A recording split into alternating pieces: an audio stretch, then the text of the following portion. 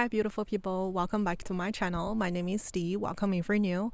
Today, I'm filming outside because the weather is just impeccable. It rained last night, so the temperature is just perfect. It's not too hot, not cold at all, and there are some clouds, so it's not too bright. And I want to just sit here and then talk about this post that I saw on r/China on Reddit. It was posted 3 days ago, so it was kind of new, and the title is pretty interesting. It says, "What do I feel when I talk to Chinese living in information bubble?" And by Chinese, I believe they not only mean Chinese living in China, but also the overseas Chinese that can be international students or immigrants, whether they be new immigrants or old immigrants that have been here for decades. And a lot of them share this common trait that is they only get information sources from platforms that were owned by the CCP, basically, like WeChat, Weibo. They always just try to get the newest news from WeChat, and they follow all the mainstream media outlets that were run by CCP. So that's one of the most prominent issue that I personally have noticed as well, and I was guilty of it pretty much 3 years ago. And yeah, it's definitely a real situation that this person was talking about. And he or she wrote, "As far as I observed, most Chinese people are living in the information bubble that created by the top rulers, which are the CCP members or the CCP, and by what Chinese themselves are willing to believe. It's really hard to discuss politics issues with them because I don't want it to prick the bubble and hurt their feelings. On the other side, I am not willing to distort the facts and bullshit everything to cater to their expectations. It's like walking the wire, and you need to keep balance to avoid fall to either side. Of course, you can say some Americans are living in the information bubble of fake news. However, these are always groups of Americans waking up and fighting. Oh, there are always groups of Americans waking up and fighting for what the truth really is." Yeah, I mean, talking about Americans that are living in the information bubble, are they annoying? Yeah, they are. But the fundamental difference is you can always find opposing groups or opposing voices on any given issues. So there's that check and balance that you don't really find in the Chinese information bubble.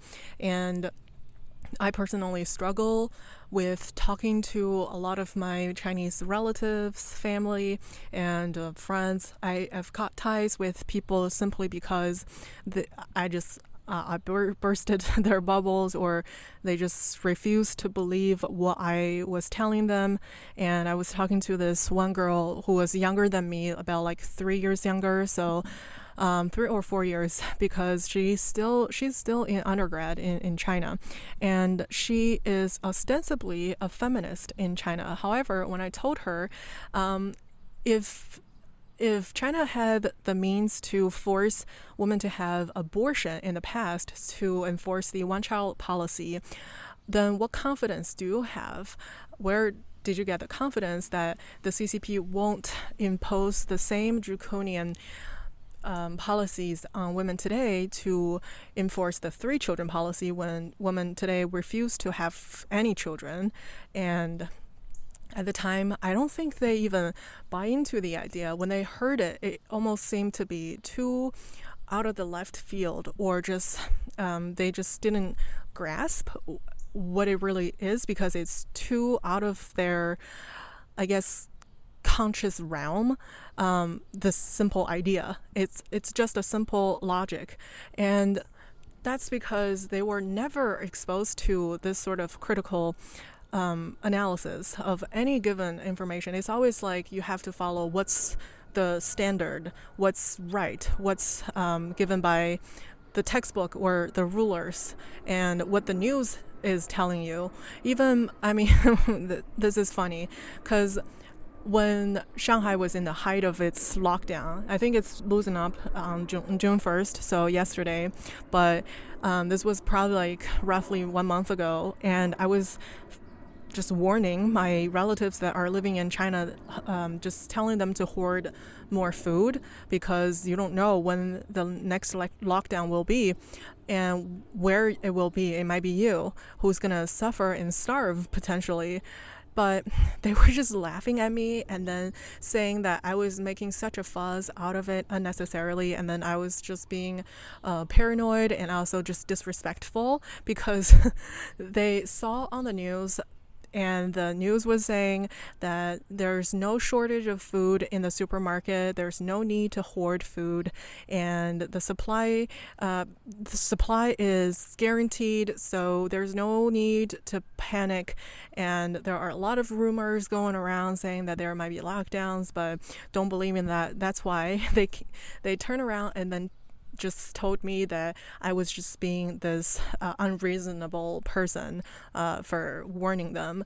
And of course, maybe like 2 weeks right after my warnings, they got locked down. So I just I'm rapidly realizing that there's really no need to empathize with people that are living in these information bubbles, because when you're approaching them, trying to inform them the truth, you're coming from a really good place. You want them to be out of that bubble so that they can see the reality and then be prepared for whatever that's coming, and potentially you can save their lives if you're putting it that way. But in their opinion, because what you're telling them is just too far out of their understanding and their conscious realm, they just simply cannot contextualize. They cannot internalize or receive the information you're trying to give them. That's why whatever information that we cannot process, we reject. We reject it, especially when you have a lower cognitive ability, when you have a lower ability to analyze your own thoughts and your own just cognition. That's why in China, because we were never trained on this ability since we were young, and for a lot of people, they, I guess, lost that like permanently, especially when you're talking about older Chinese people. They can get really stubborn. And another thing I want to talk about is why I don't think we should empathize with them anymore, is that they can take a lot. I didn't realize that because I have a very low tolerance for bullshit, but I failed to realize time after again is a lot of Chinese people can really suck a lot of things up. And just look at people, a lot of people in Shanghai, when they're just gradually getting out of the lockdowns, they are expressing gratitude to the party because they say this is the victory of our zero COVID policy, that now we're coming out of the lockdowns, and all of the inhumane measures were necessary so that we can embrace freedom today, or their version of freedom. And no matter what they suffered through in the past 3 months, it wasn't a big deal because they could take it. And the reason why they could take it was because it didn't happen to them all of a sudden. It was a gradual process. Their rights, their sense of freedom, or their sense of rights were taken bit by bit. And since they were little, they were told they didn't have the rights to go to the bathroom when they were in the middle of the class, and they didn't have the freedom to question what the teacher was telling us, because that was supposed to be the correct answer, and you shouldn't have any other thoughts. If you do, then you don't score in the test. If you don't score in the test, you go to a lousy school, and therefore you will get less opportunities in life. You have less mobility in this structure in our life, in our society, right? So that's why Chinese people were basically conditioned to suck it up, just so that we can get ahead in life. And it has become a way of life for so many of us.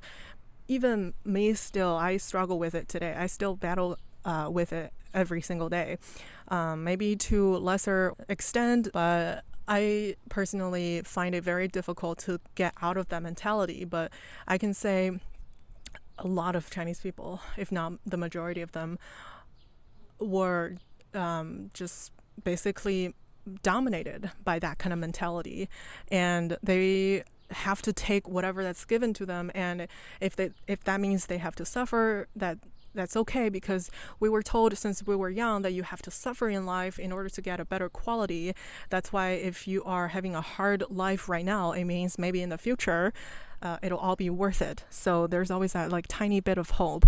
And that's why when you're telling them that they don't have to suffer, it's basically telling them that they won't have, if they don't suffer, then they won't have a brighter future. So you're taking their imaginary bright future away from them. That's why they get angry, they get defensive, and they just instantly change their attitude towards you, becoming all hostile and everything, because they thought you were hurting them. Have you ever met a herd dog? When you were trying to help a dog that was wounded on the curbs, when you approach it, it would bark at you. It would even attempt to bite you because it thought you were trying to hurt him when you were just trying to help. So you gotta know how to approach it, and also knowing whether it's worth it, because I've encountered several cases where I was genuinely trying to help my friends that are in China, and I offered to help them with their IELTS test. I was an ESL instructor in a university in America for years. That's why I have a lot of experiences, and I am equipped to do this. But I find out that when I try to help them, they were almost thinking that I was pitying them, and that I was approaching them from a condescending place. So sometimes they got defensive, and then once they realized that I was being helpful, they started to take advantage of me. And there's no like sense of healthy boundary. It's either you're too close to them or you're too far. And once they let you help them, they started to bit by bit take you for granted. And that friend of mine started to ask me to help them study English for free, and it was a lot of things to prepare, but then they expected me to meet with them every week. So it was just becoming a lot. And once I indicated that I have a life too, and I can't really just do it for free for them just out of a good will, when I don't even receive a positive feedback or reinforcement, like everything I do was just like how it's supposed to be, it started to get really draining, and something started to change. So once I pulled back, they never reached out again. So my point is just, there's no need to truly really put yourself in Chinese people's shoes, because you cannot feel what they feel. And especially if you grew up in a totally different environment where your tolerance for bullshit is much lower, then you would never understand Chinese people. Because think about it, during the Great Leap Forward in cultural revolution, it was like, I'm not even talking about like hundreds of years ago, when there were even more brutal situations that Chinese people had to face. Chinese people got through it.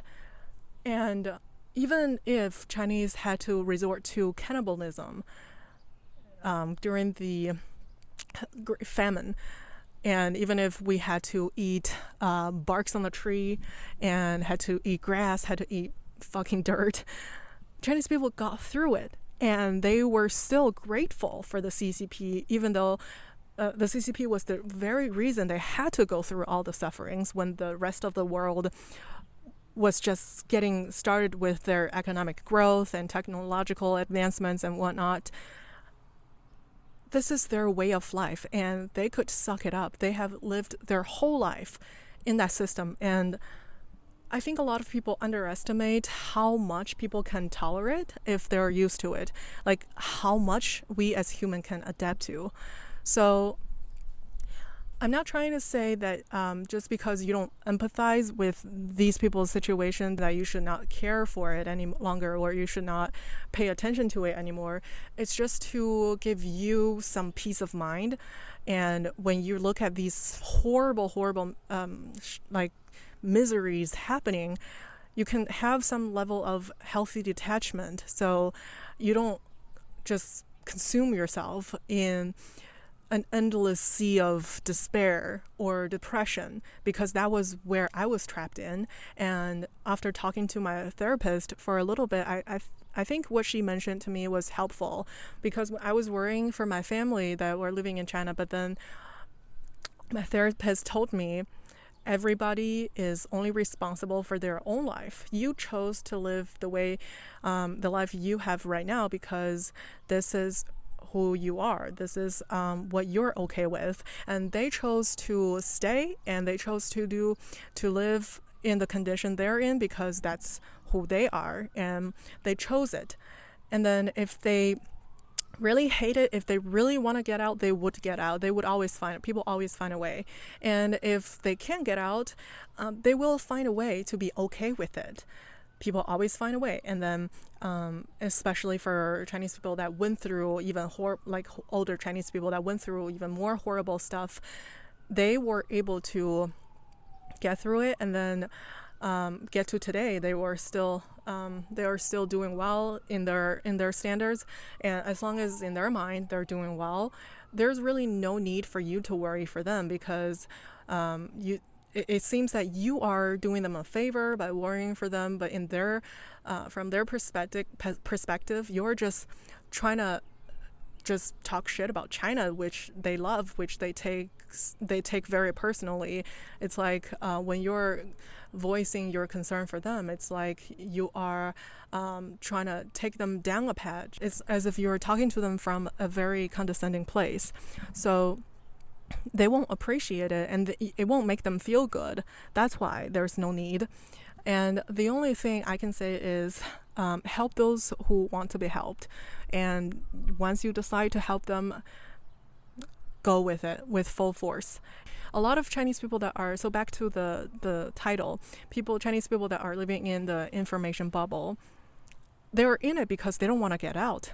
For the Chinese that have been in, for example, America for 30 years, 40 years, and yet they don't even know enough English to read CNN, Fox News, those mainstream media, or even just some independent like YouTube videos, or just some newspapers, Washington Post and whatnot, then it's because they never had the incentive to learn English. They never had the motivation to fit into the local community, and therefore they never felt the need to get out of the information bubble, because this is their way of life. They chose this. That's why when you step in and then told them that this is not how things are supposed to be, it's very arrogant of you.